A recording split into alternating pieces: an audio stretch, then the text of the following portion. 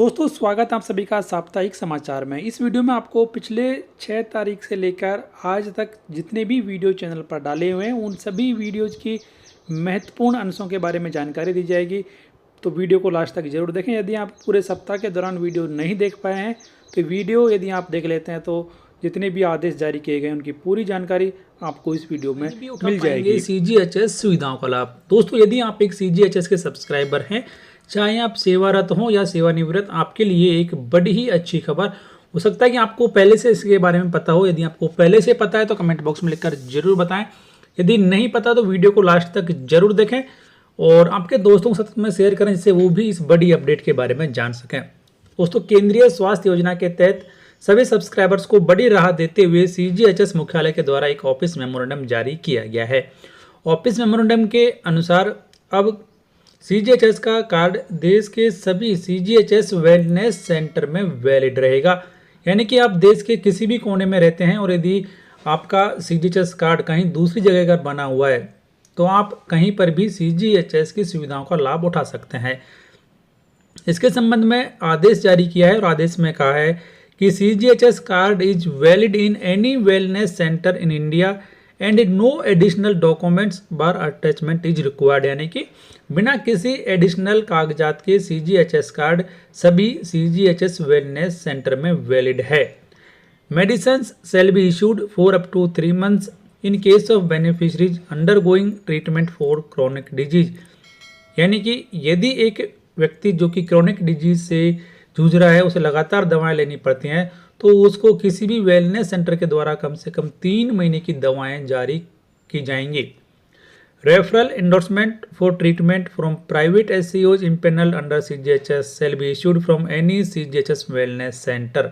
यानी कि यदि कहीं पर भी ट्रीटमेंट लेना है या किसी प्राइवेट हॉस्पिटल को रेफर करना है तो वो भी किसी भी वेलनेस सेंटर के द्वारा किया जा सकता है। इसके लिए ये जरूरी नहीं होगा कि उस कार्ड धारक को अपनी जो CGHS वेलनेस सेंटर है वहाँ पर जाना है, जो भी जहाँ से उसका कार्ड इश्यू किया हुआ है वहाँ पर जाना है, ऐसा ज़रूरी नहीं है। वो किसी भी CGHS वेलनेस सेंटर से अपना रेफरल करवा सकता है यदि ज़रूरी है तो ये बढ़िया फ़ायदा सभी CGHS कार्ड धारकों को दिया गया कि अब वो किसी भी CGHS सेंटर से अपना ट्रीटमेंट करवा सकते हैं। पहले नियम कुछ अलग थे, वहाँ पर एक स्पेसिफिक CGHS वेलनेस सेंटर को ही जाना होता था, जिसकी वजह से कर्मचारी को कई बार दिक्कतें होती थी। तो उन सभी में बदलाव कर दिया है और अब बड़ी राहत देते हुए ये नए नियम कर्मचारियों को अपना इलाज कराने के लिए भी दिया जाएगा यात्रा भत्ता। दोस्तों एक महत्वपूर्ण जानकारी और साथ में ही क्लेम करने के लिए कौन कौन से कागजात की रहेगी आवश्यकता, इसकी पूरी जानकारी आपको इस वीडियो में दी जाएगी। वीडियो को लास्ट तक जरूर देखें। आपकी जानकारी के लिए आपको बताना चाहेंगे कि 30 अप्रैल 2024 को ECHS रीजनल सेंटर पटना के द्वारा आदेश जारी किया है। आदेश के अनुसार अब ECHS के बेनिफिशरीज को एक सिटी से दूसरी सिटी में इलाज कराने के लिए आने जाने का खर्चा यानी कि ट्रेवलिंग अलाउंस का रिइंबर्समेंट किया जाएगा। इसके लिए कौन कौन से डॉक्यूमेंट्स की आवश्यकता रहेगी, इसकी पूरी जानकारी भी इस वीडियो में आपको आगे दी जाएगी। वीडियो को लास्ट तक जरूर देखें। यहाँ पर कुछ महत्वपूर्ण बातें बताई गई हैं जिनके बारे में पहले जान लेते हैं। तो travelling allowance for journey undertaken for medical treatment both ways is admissible to ECHS beneficiaries for treatment in another city if such treatment is not available in the same city and referral is advised by ECHS medical officer or specialist. Amount admissible will be limited to rail fare in entitled class as applicable at the time of retirement by shortest or main route or actual expenditure whichever is less। यानी कि यदि एक ECHS beneficiaries को ECHS medical officer ने treatment करने के लिए दूसरे सिटी में रेफर किया है, जो सिटी में ECHS पॉलीक्लिनिक है वहाँ पर वो फैसिलिटी नहीं है और ट्रीटमेंट के लिए दूसरी सिटी में जाना पड़ रहा है ECHS बेनिफिशरीज को, तो उसका रिइंबर्समेंट उन्हें किया जाएगा। रिइंबर्समेंट किए जाने की जो लिमिट है वो रिटायरमेंट के समय पर जो भी पोस्ट थी और उस पोस्ट के लिए जो एप्लीकेबल रेलवे की क्लास है या फिर जो फेयर है वो यहाँ पर दिया जाएगा। उसके बाद में एक अटेंडेंट या फिर एस्कॉर्ट जो भी उसके साथ में आता है उसका जो खर्चा है, उसका जो ट्रैवलिंग अलाउंस है उसका रिम्बर्समेंट भी किया जाएगा। तो वन अटेंडेंट और Escorts who is required to travel along with the patient will also be entitled to traveling allowance if the medical officer attending the patient certificate in writing that the unsafe for the patient to travel alone and such attendant escort is necessary to accompany the patient amount as admissible to the patient is also reimbursable। यानी कि यदि उसके साथ में एक व्यक्ति एक व्यक्ति का जर्नी करना जरूरी है तो उसका रिम्बर्समेंट भी उससे किया जाएगा। तो ये काफ़ी अच्छा फ़ायदा। और उसके बाद में अब ये बताया गया कि क्लेम को सबमिट करने के लिए कौन कौन से डॉक्यूमेंट्स की आवश्यकता रहेगी वो भी यहाँ पर दी गई है। तो the claim for reimbursement of travelling expenses will be submitted to the officer in charge polyclinic with the following documents. तो आपको क्लेम जो है वो आपका जो भी पॉलीक्लिनिक इंचार्ज है उस ऑफिस में सबमिट करना है। डॉक्यूमेंट यहाँ पर जरूरी हैं, application for ECHS members, photocopy of smart card, ECHS registration slip, referral number of the polyclinic, name of the place and hospital referred to, contingent bill, tickets of the patient and attendant if applicable. तो ये आपको 6 जो documents हैं वो लगाने हैं। ये लगा के यदि आप सबमिट करते हैं तो आपको ट्रैवलिंग अलाउंस का रिम्बर्समेंट भी कर दिया जाएगा। काफ़ी लंबे समय से ये मांग की जा रही थी और मांग को 13 लाख से ज़्यादा सरकारी कर्मचारियों के 1 जनवरी 2024 से बढ़ गए हैं ये भत्ते। 7 मई 2024 को रेलवे बोर्ड के द्वारा रेलवे कर्मचारियों को बड़ी राहत दे दी गई है। 1 जनवरी 2024 से महंगाई भत्ता 50% होने के बाद बाकी केंद्रीय कर्मचारियों की तरह ही रेलवे कर्मचारियों के कई भत्तों में 25% की बढ़ोतरी कर दी गई है। इसी को लेकर यह आदेश जारी किया गया है। कौन कौन से भत्ते बढ़ने वाले हैं इसकी जानकारी आपको इस वीडियो में दी जाएगी। वीडियो को आप लास्ट तक जरूर देखें। आपकी जानकारी के लिए आपको बताना चाहेंगे कि DOPT के द्वारा 25 अप्रैल 2024 को एक आदेश जारी किया था और उस आदेश में कहा गया था कि महंगाई भत्ता 50% होने के बाद केंद्रीय कर्मचारियों को मिलने वाले children education allowance, hostel subsidy और special allowance for child care to women with disabilities में 1 जनवरी 2024 से 25% की बढ़ोतरी कर दी गई है। तो अब यह आदेश रेलवे कर्मचारियों के लिए भी लागू होगा और अब रेलवे कर्मचारियों को भी बाकी केंद्रीय कर्मचारियों की तरह ही बढ़ी हुई दर से children education allowance, hostel subsidy और special allowance for child care women with disabilities दिया जाएगा। आपका नया चिल्ड्रन एजुकेशन अलाउंस और हॉस्टल सब्सिडी कितना होगा इसके संबंध में हमारे चैनल पर पहले से वीडियो डाला हुआ है जिसका लिंक आपको इस वीडियो के डिस्क्रिप्शन में और आई बटन में मिल जाएगा, वहां से आप उसे जरूर देख लें। तो अब ये बड़ा फायदा 13 लाख से ज़्यादा रेलवे कर्मचारियों को PF खाते में कब आएगी ब्याज की रकम, EPFO ने पोस्ट देकर खुद दिया जवाब। एक महत्वपूर्ण जानकारी सभी कर्मचारियों के लिए। इस साल PF यूजर्स को सरकार ने खुशखबरी दी थी। सरकार ने EPF के ब्याज दर में 0.10% की बढ़ोतरी की थी।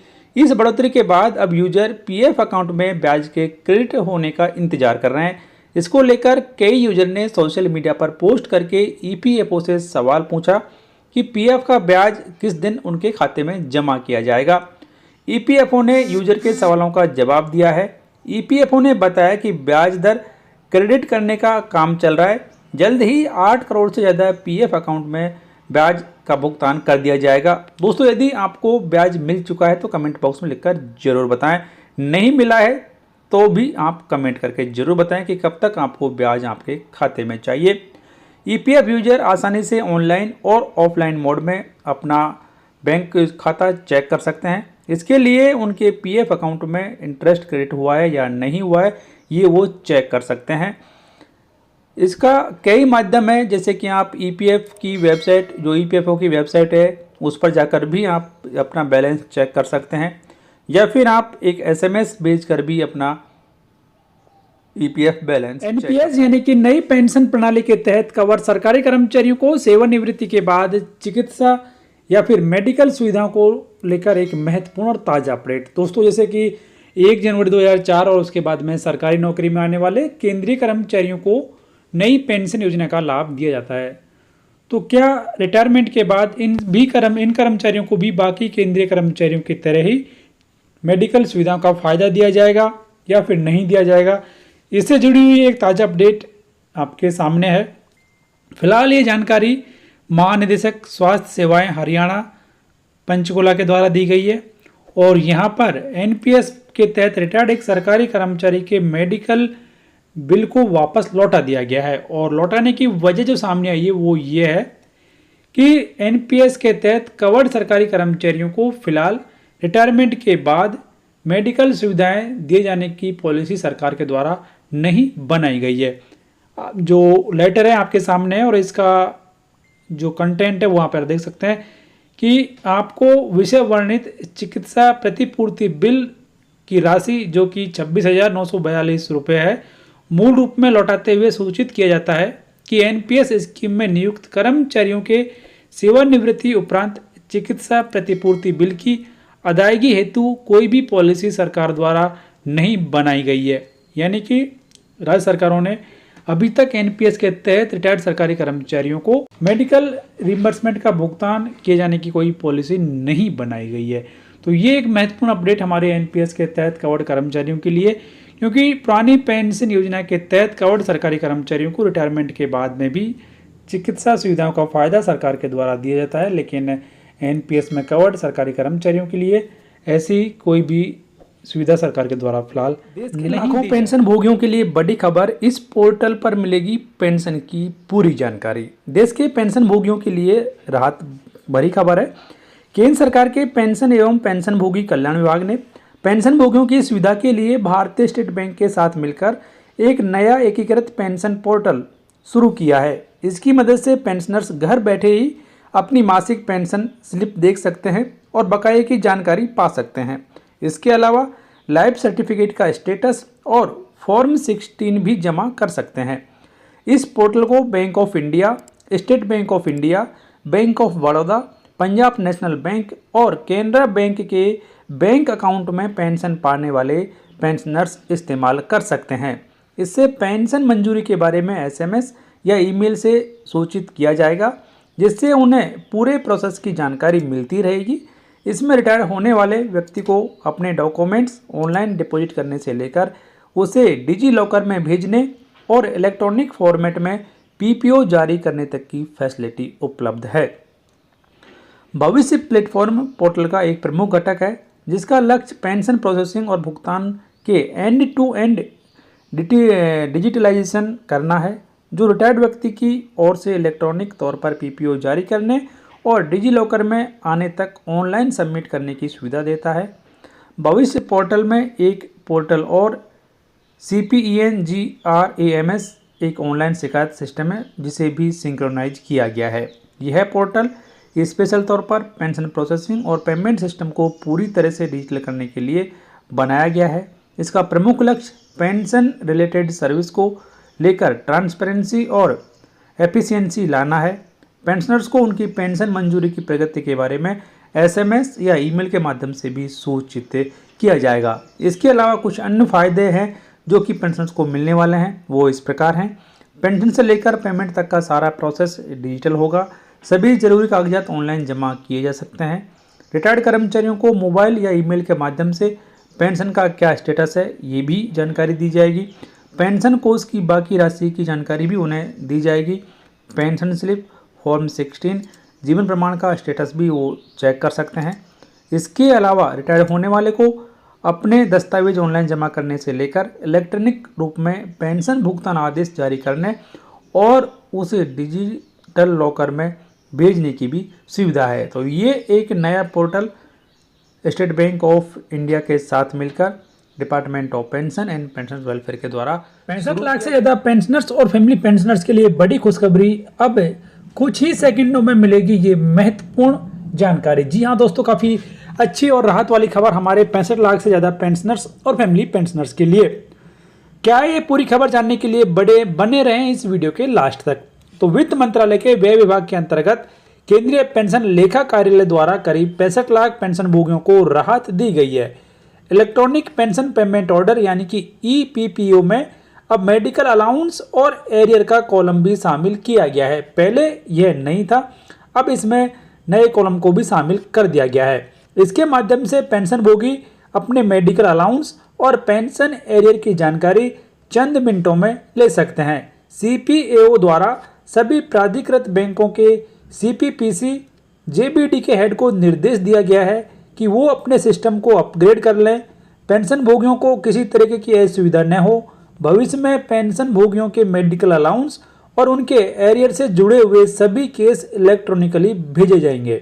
सीपीएओ द्वारा 6 मई 2024 को जारी कार्यालय ज्ञापन के अनुसार इस मामले में गत महीने चीफ कंट्रोलर पेंशन की अध्यक्षता में बैठक हो चुकी है। बैठक में पेंशन एरियर और मेडिकल अलाउंस को लेकर विस्तृत चर्चा हुई थी।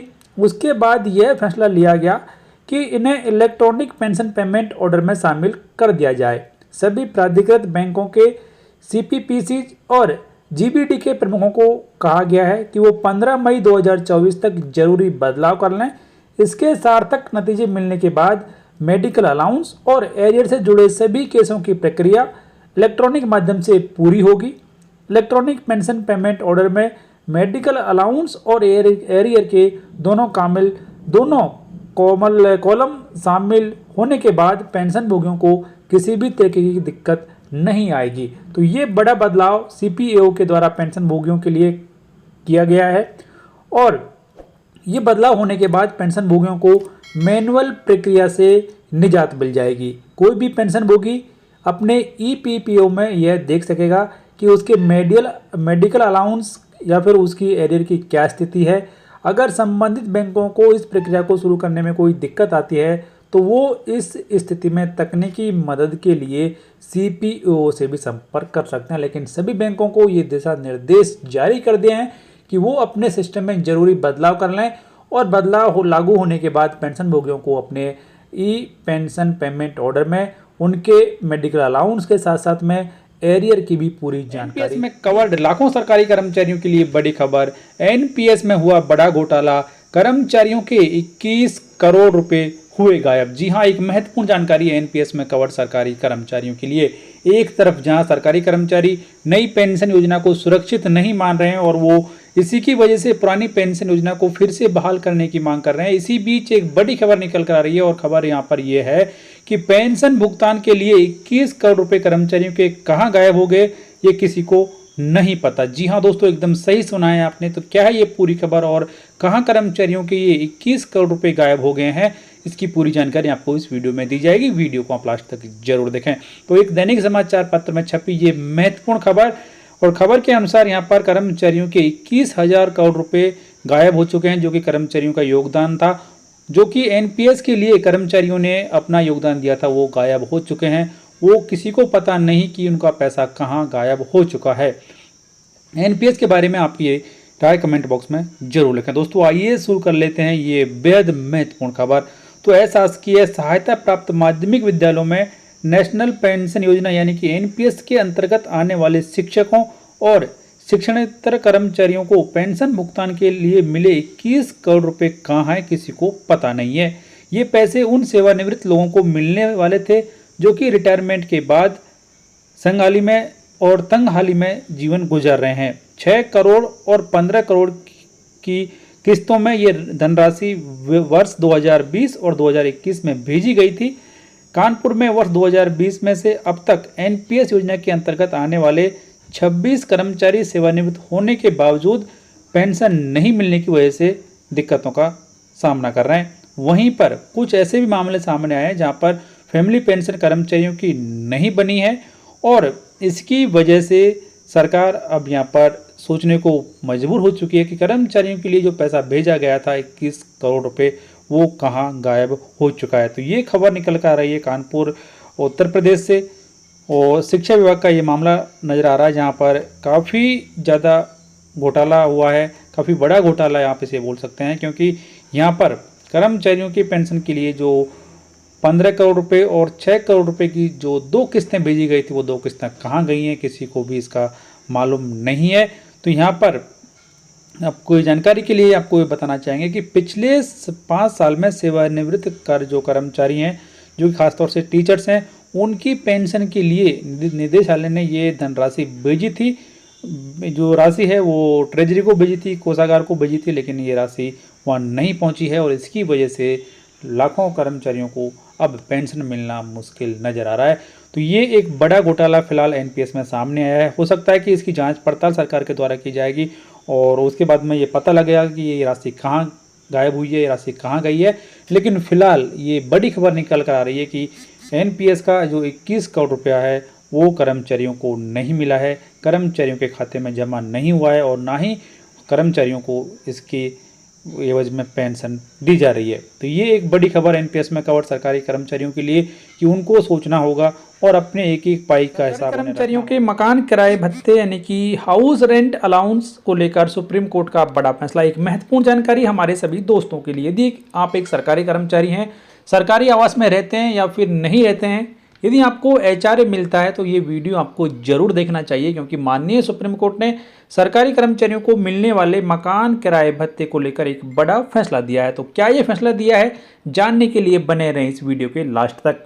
हाल ही में सर्वोच्च न्यायालय ने अपने एक फैसले में कहा है कि एक सरकारी कर्मचारी जो कि अपने पिता को आवंटित किराए से मुक्त आवास में रहता है, तो वह सरकारी कर्मचारी किसी भी हाउस रेंट अलाउंस का दावा करने का हकदार नहीं है। बड़ा फैसला ये माननीय सुप्रीम कोर्ट के द्वारा दिया गया है। न्यायमूर्ति बी.आर. गवई और न्यायमूर्ति संदीप मेहता की पीठ ने अपीलकर्ता के खिलाफ एचआरए वसूली नोटिस को बरकरार रखते हुए कहा कि जम्मू और कश्मीर सिविल सेवा मकान किराया भत्ता और शहर मुआवजा भत्ता नियम 1992 के तहत सेवानिवृत्त पिता द्वारा सेवानिवृत्त होने पर एचआरए का दावा नहीं किया जा सकता है। इसलिए अपीलकर्ता को लगभग 4 लाख रुपए का भुगतान करने के लिए वसूली नोटिस जारी करना उचित था, जिसे उसने पहले एचआरए दावे के रूप में हासिल किया था। अदालत ने आगे अपने फैसले में कहा कि अपीलकर्ता एक सरकारी कर्मचारी होने के नाते अपने पिता जो कि एक सेवानिवृत्त सरकारी कर्मचारी है उसके आवंटित किराया मुक्त आवास साझा करते हुए एचआरए का दावा नहीं कर सकता था। इस मामले में एचआरए वसूली के लिए जारी होने वाले आदेशों में कोई खामी नहीं है जिसके लिए हस्तक्षेप की आवश्यकता हो। तो ये माननीय सुप्रीम कोर्ट ने स्पष्ट कर दिया है कि यदि एक सरकारी कर्मचारी जो कि अपने किसी भी जान पहचान वाले के साथ में सरकारी आवास में रहता है तो उस सरकारी कर्मचारी को भी मकान किराया भत्ता नहीं दिया जाएगा। केंद्रीय कर्मचारियों के लिए पहले से ही ऐसे नियम मौजूद हैं जिसमें यह साफ लिखा हुआ है कि यदि एक सरकारी कर्मचारी अपने ही किसी फैमिली मेम्बर के साथ में सरकारी आवास शेयर करता है या सरकारी आवास में रहता है तो उस सरकारी कर्मचारी को मकान किराया भत्ता नहीं दिया जाएगा। और अब ये माननीय सुप्रीम कोर्ट ने भी बड़ा फैसला दे दिया है। और अब यदि कोई सरकारी कर्मचारी अपने किसी भी परिचित के साथ या परिजन के साथ सरकारी आवास में रहता है या उसे साझा करता है तो उस कर्मचारी को भी मकान किराए भत्ते का भुगतान नहीं किया जाएगा। यदि उसने गलती से भुगतान ले भी लिया है तो उसकी रिकवरी भी यहाँ पर उससे कर ली जाएगी। ग्रेच्युटी को लेकर इलाहाबाद हाई कोर्ट का कर्मचारियों के लिए महत्वपूर्ण फैसला। दोस्तों, एक बड़ी जानकारी सरकारी कर्मचारियों को मिलने वाली ग्रेच्युटी से जुड़ी हुई। तो क्या ये जानकारी है, क्या इलाहाबाद हाई कोर्ट के द्वारा फैसला दिया गया है, ये फैसला कर्मचारियों को किस तरीके से प्रभावित करने वाला है, ये सब जानने के लिए बने रहें आप इस वीडियो के लास्ट तक। इलाहाबाद हाई कोर्ट ने अपने एक महत्वपूर्ण फैसले में कहा है कि सरकारी कर्मचारी को ग्रेच्युटी उसकी सेवा के वर्षों के आधार पर देय होगी, न कि जिस उम्र में वह रिटायर होता है। तो ये बड़ा फैसला दिया गया है। और जस्टिस जे मुनीर ने अपने फैसले में कहा कि 60 साल की उम्र में रिटायरमेंट कोई ऐसा अधिकार नहीं है जिससे कर्मचारी को ग्रेच्युटी प्राप्त करने का अधिकार प्राप्त हो जो उसके पास नहीं है। कर्मचारी को ग्रेच्युटी का अधिकार उसके द्वारा सेवा किए गए वर्षों की नंबर के अनुसार मिलता है, यानी कि ग्रेच्युटी का भुगतान एक कर्मचारी को उसके द्वारा की गई सर्विस की जो अवधि है उसके आधार पर दिया जाता है, ना कि सरकारी कर्मचारी के रिटायरमेंट की उम्र के आधार पर।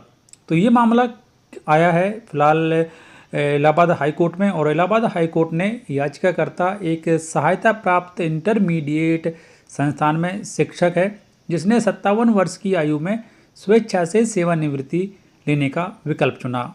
सहायता प्राप्त इंटरमीडिएट कॉलेजों में सेवारत शिक्षकों के लिए नियम बनाने वाले शासनादेश जो कि दिनांक 14/12/2011 के अनुसार यह प्रावधान है कि जो लोग 10 वर्ष की क्वालिफाइंग सेवा पूरी नहीं करते हैं वो पेंशन के हकदार नहीं हैं जब तक कि वो 60 वर्ष की आयु में रिटायर होने का विकल्प नहीं चुनते हैं। ऐसी स्थिति में वो ग्रेच्युटी के हकदार हैं। याचिकाकर्ता इस आदेश के दायरे से बाहर होने के कारण ग्रेच्युटी के लिए पात्र नहीं था और इस रिट याचिका के माध्यम से वो इसकी मांग कर रहा था। तो इस मामले की सुनवाई करते हुए ये बड़ा फैसला दिया गया है और ये अब स्पष्ट कर दिया है कि अब सरकारी कर्मचारी को ग्रेच्युटी का भुगतान उसके द्वारा की गई सर्विस के आधार पर किया जाएगा, ना कि उसके रिटायरमेंट की उम्र के आधार पर। तो इसके बारे में आपकी राय कमेंट बॉक्स में लिखकर बताएं। वीडियो को लाइक करें, शेयर करें आपके दोस्तों के साथ। चैनल सब्सक्राइब और बेल आइकन जरूर प्रेस कर लें हर एक यूजफुल अपडेट सबसे पहले देखने के लिए।